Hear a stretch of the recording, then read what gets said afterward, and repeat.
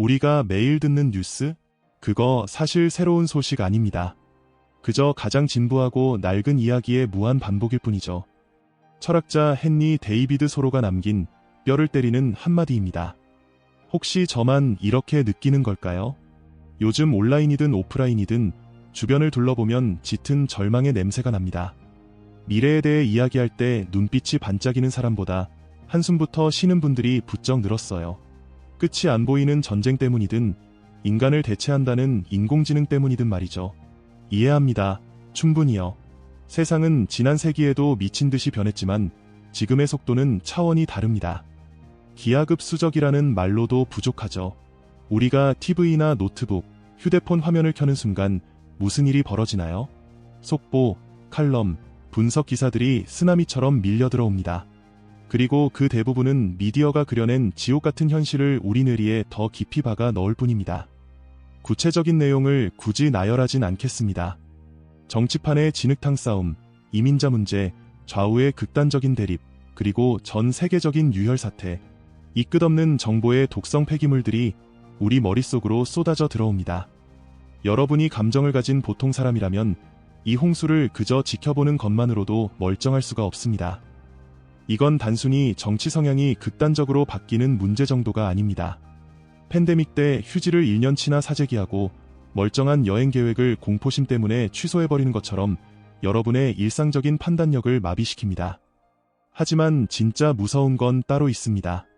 바로 여러분의 기분, 즉 영혼의 상태를 완전히 망가뜨린다는 겁니다. 솔직히 고백하자면 저 또한 그 늪에서 자유롭지 못했습니다. 불과 얼마 전까지 저도 소위 뉴스라고 불리는 그 어두운 토끼굴 깊숙이 빠져 지냈습니다. 평소보다 더 집요하게 뉴스를 파고들었고 하루에도 수십 개씩 영상을 쏟아내는 채널들을 구독했죠.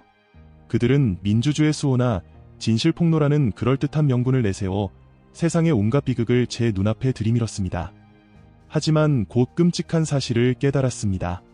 이런 콘텐츠를 보면 볼수록 제 영혼이 병들어가고 있다는 것을요. 개 중에는 잠깐 웃게 하거나 흥미로운 것도 있었지만 결국 제 기분을 잡치게 만드는 건 시간 문제였습니다.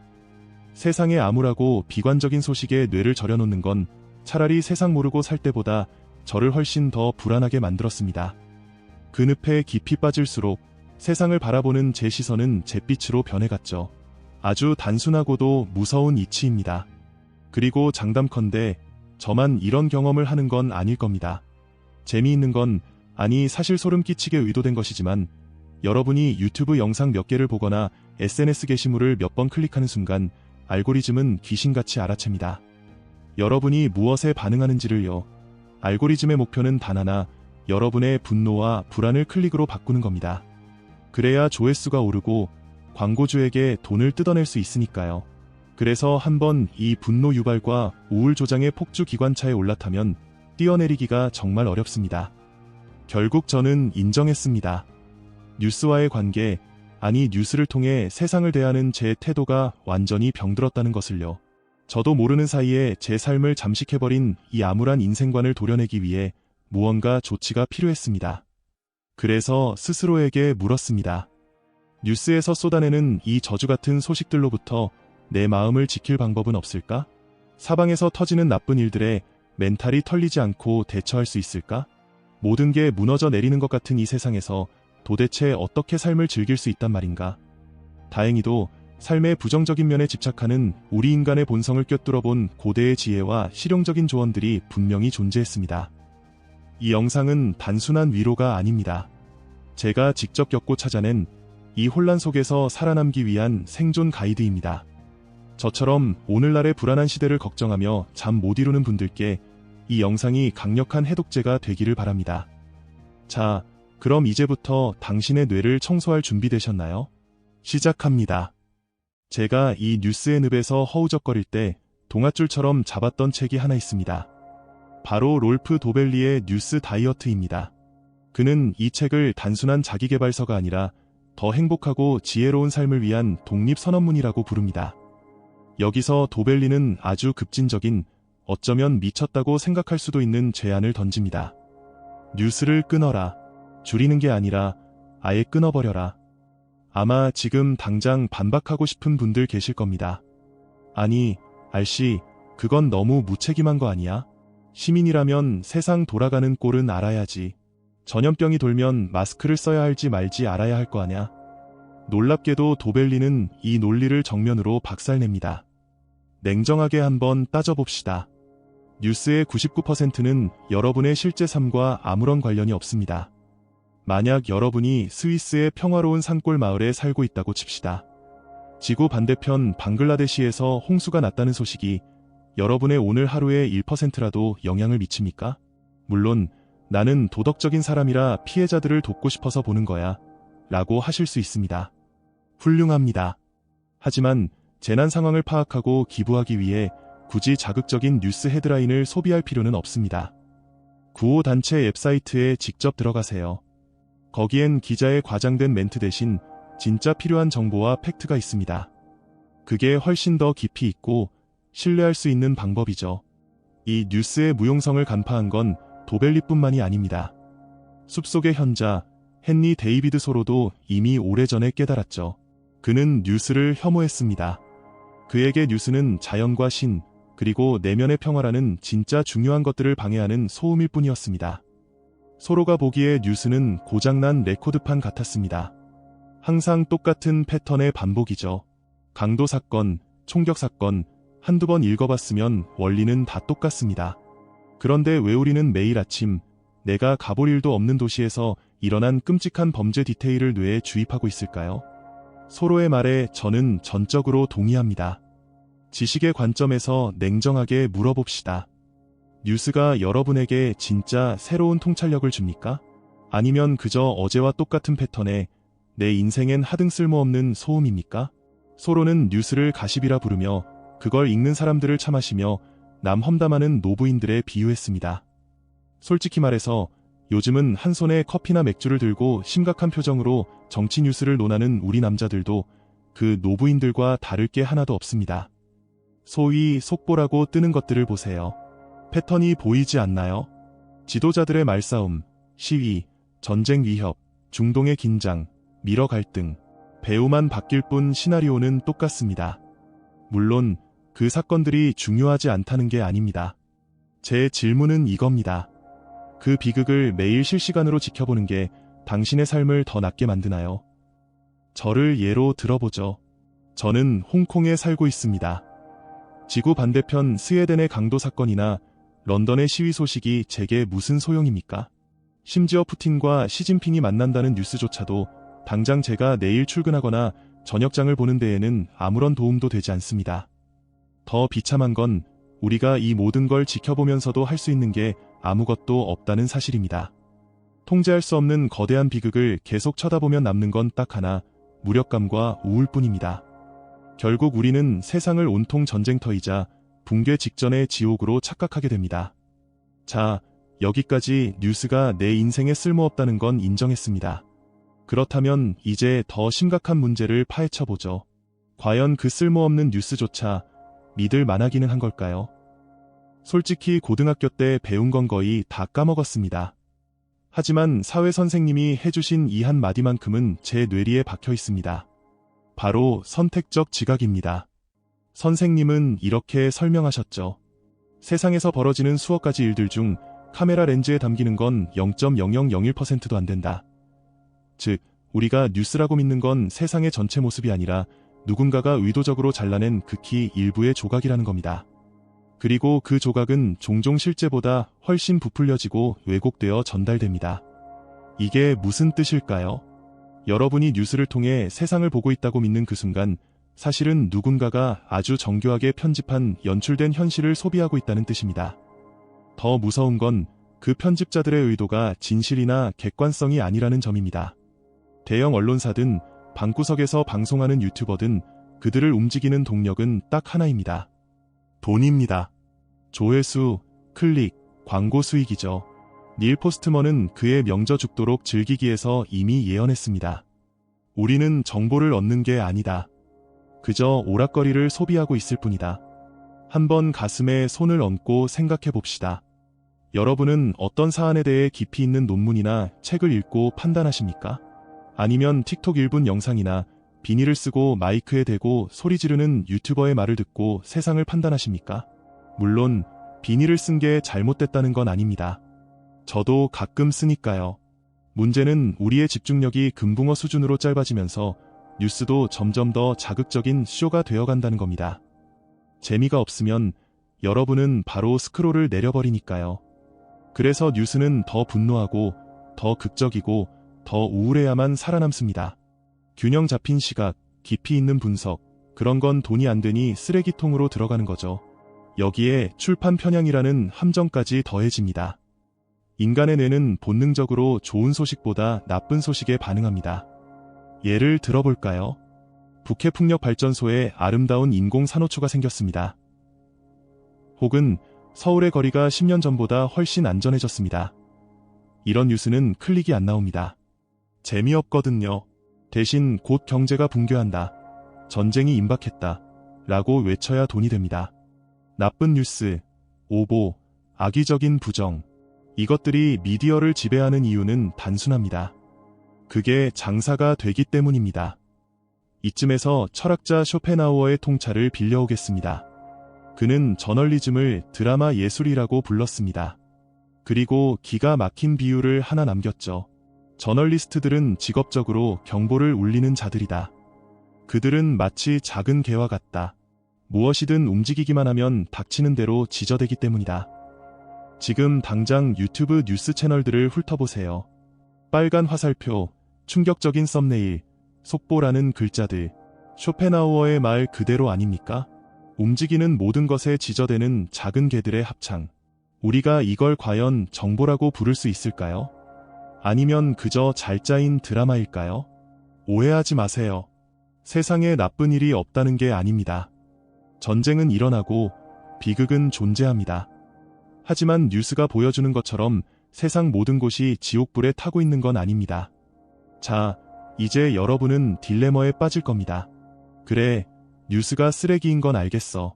그래서 안 보면 내 불안함은 어떡하라고? 세상이 어떻게 돌아가는지 모르는 채로 살아도 괜찮은 거야. 뉴스를 끈다고 전쟁이 멈추지는 않습니다. 미래는 여전히 불확실하죠. 만약 이 알 수 없음이 여러분을 불안하게 만든다면, 그리고 통제할 수 없는 세상에서 어떻게 중심을 잡아야 할지 모르겠다면 다음 이야기를 꼭 들어주세요. 자, 그렇다면 뉴스를 끄고 귀를 막으면 세상이 천국으로 변할까요? 아닙니다. 우울증에 빠져 세상을 지옥으로 보는 것도 문제지만 다 잘 될 거야 라며 꽃밭에 숨는 것 또한 위험한 환상입니다. 제가 여러분께 드리고 싶은 말씀은 아주 냉혹합니다. 안전지대는 없다는 것입니다. 인류의 역사를 펼쳐보세요. 집단 간의 학살, 전쟁, 제국주의, 전염병, 단 한순간도 멈춘 적이 없습니다. 인종차별, 인류가 부족 생활을 시작했을 때부터 있었습니다. 탐욕, 이기심, 환경파괴, 인간의 본성입니다. 인류는 꽤나 형편없습니다. 그리고 인류가 형편없는 한 나쁜 일은 반드시 일어납니다. 설령 인간이 천사로 변한다 해도 지진과 쓰나미, 새로운 바이러스는 여전히 우리를 덮칠 겁니다. 이것이 상수입니다. 그런데 왜 우리는 뉴스를 보며 그토록 괴로워할까요? 우리가 싸우고 있기 때문입니다. 현실과 싸우고 있는 겁니다. 우리는 불의가 없고 모두가 착하며 나쁜 정치인이 없는 유토피아를 머릿속에 그려놓습니다.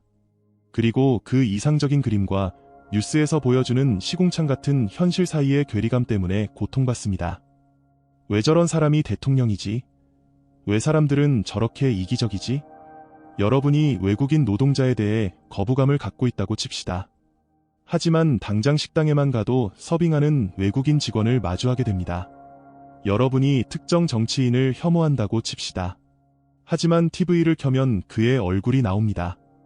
여러분의 멘탈이 무너지는 건 그 사건 자체 때문이 아닙니다. 세상은 이래야만 해라는 여러분의 고집과 원래 세상은 이래라는 현실이 충돌하기 때문입니다. 2000년 전 스토아 철학자 세네카는 이것을 간파했습니다. 그는 운명은 변덕스러운 여신과 같다고 했습니다. 우리는 세계 무대는커녕 당장 내일 우리 인생에 무슨 일이 닥칠지도 통제할 수 없습니다. 그런데도 우리는 지구 반대편의 전쟁과 정치 싸움에 내 감정의 리모컨을 쥐어줍니다. 통제할 수 없는 것에 내 행복을 의존하는 것, 이것만큼 어리석은 도박이 어디 있습니까? 스토아 학파는 우리에게 아주 나쁜 소식과 아주 좋은 소식을 동시에 던져줍니다. 먼저 나쁜 소식입니다. 여러분은 결코 안전하지 않습니다. 전쟁의 불길이 내일 당장 여러분의 현관 앞까지 번질 수 있습니다. 치명적인 질병이 닥칠 수도 있고 멀쩡하던 정부가 하루아침에 미쳐 날뛸 수도 있습니다. 인생에 안전지대란 없습니다. 받아들이십시오. 하지만 여기 좋은 소식이 있습니다. 안전하지 않아도 행복할 수는 있다는 겁니다. 세상이 불타오르지 않기를 기도하는 건 불가능한 꿈입니다. 대신 우리는 불타는 세상 속에서도 타지 않는 내면의 방화복을 입을 수 있습니다. 불교도, 도교도, 현대 심리학의 인지행동 치료도 결국 같은 말을 합니다. 해결책은 바깥 세상이 아니라 당신의 머릿속에 있다. 자, 이제 현실을 직시했으니 무기를 챙길 시간입니다. 이 미친 세상에서 쏟아지는 나쁜 뉴스들의 폭격 속에서 어떻게 내 정신을 온전하게 지킬 수 있을까요? 단순히 신경 끄기 이상의 구체적이고 실천적인 철학적 도구들을 다음 파트에서 하나씩 쥐어드리겠습니다. 자, 이제 우리는 세상이 원래 위험한 곳이라는 걸 알았습니다. 그렇다면 우리는 어떻게 해야 할까요? 산속으로 들어가 돌을 닦아야 할까요? 아닙니다. 우리는 일주일 만에 부처가 될 수 없습니다. 하루 10시간씩 뉴스를 봐도 눈 하나 깜짝 안 하는 강철 멘탈을 목표로 하는 건 비현실적입니다. 철학자이자 정신과 의사였던 빅터 프랭클은 나치 수용소에서 살아남은 뒤 이렇게 말했습니다. 상황을 변화시킬 수 없을 때 우리는 우리 자신을 변화시켜야 하는 도전에 직면한다. 이것이 핵심입니다. 세상을 바꿀 수 없다면 세상을 대하는 우리의 태도를 바꿔야 합니다. 여기 당장 실천할 수 있는 3가지 구체적인 전략이 있습니다. 첫째, 뉴스 다이어트입니다. 소로와 쇼펜하우어는 이미 오래전에 경고했습니다. 뉴스는 본질적으로 가십, 소음, 과장, 그리고 반복이라고요. 인정합시다. 우리는 뉴스에 대한 면역력이 없습니다. 저도 마찬가지입니다. 기분이 꽤 괜찮다가도 자극적인 헤드라인 하나에 순식간에 기분이 나락으로 떨어집니다. 이게 부끄러운 게 아닙니다. 그냥 인간의 뇌가 그렇게 설계된 겁니다. 그러니 그냥 끊으세요. 혹은 확 줄이세요.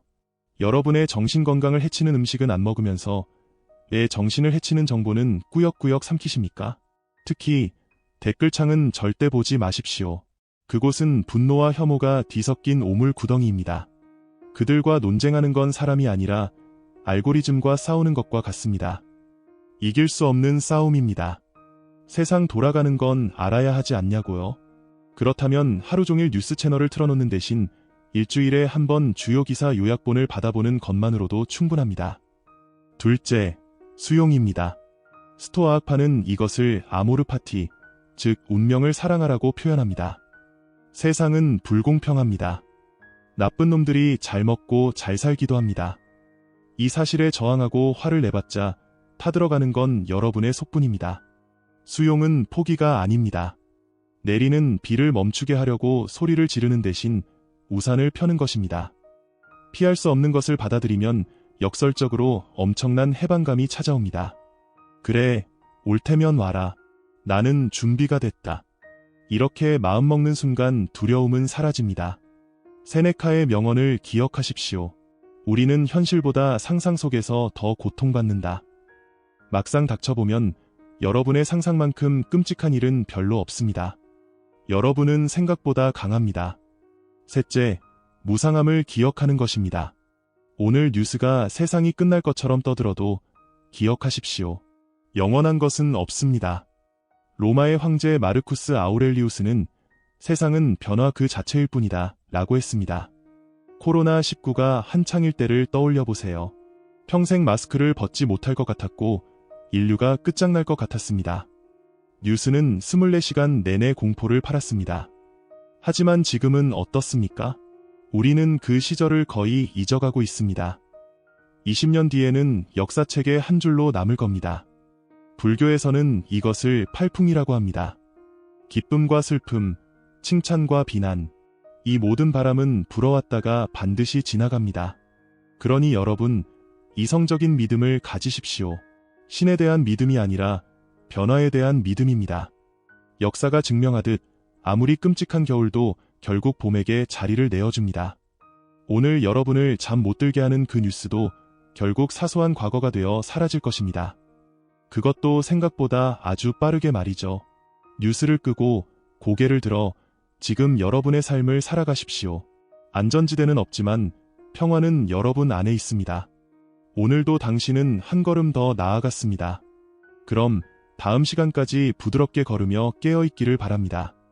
시청해주셔서 진심으로 감사합니다.